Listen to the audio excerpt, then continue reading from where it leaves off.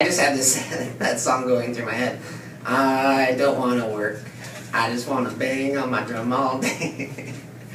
I think you spent a little too much time in the tropical sun. Oh, I can hear that drum. Yeah. Banging on it instead of working. I'll get back into work mode. Well, actually, speaking of work and employment, that's actually what I wanted to kind of touch on here today.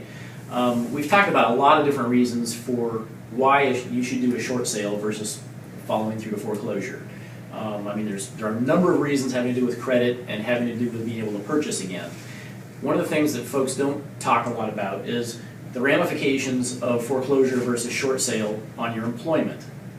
And I think it's a really important distinction to make, especially in today's turbulent employment times. You may have, a few changes ahead in your future. Yeah.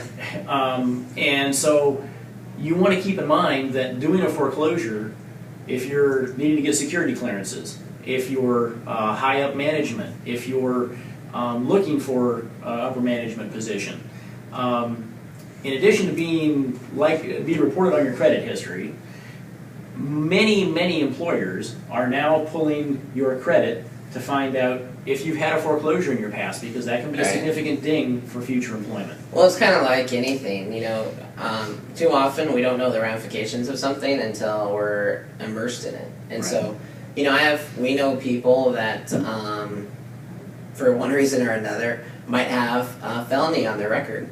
And that has kept them from going to Canada. I mean, as an example, it keeps them from getting a promotion or something like that, especially within a government job or a bureaucratic job. Absolutely. And so the thing is that you don't know unless you ask, right? You don't know unless you research these things in advance. And so just one of the things that Dennis is trying to bring your attention to is that the ramifications of a foreclosure are much longer lasting than just losing your house. Right. And so you need to be aware of that and think about how could this foreclosure process, or how could a foreclosure on my record affect me and my ability to get work in the future. And so hopefully you're gainfully employed. A lot of people that are considering foreclosure or short sales are not gainfully employed or have had their pay so severely cut that a change in employment probably isn't out of the question.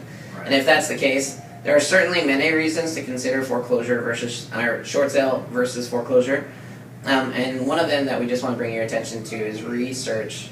What are the ramifications? What are employers doing now, to vet prospects? And you know how competitive the employment world is right now. Yeah. I mean, it's really tight.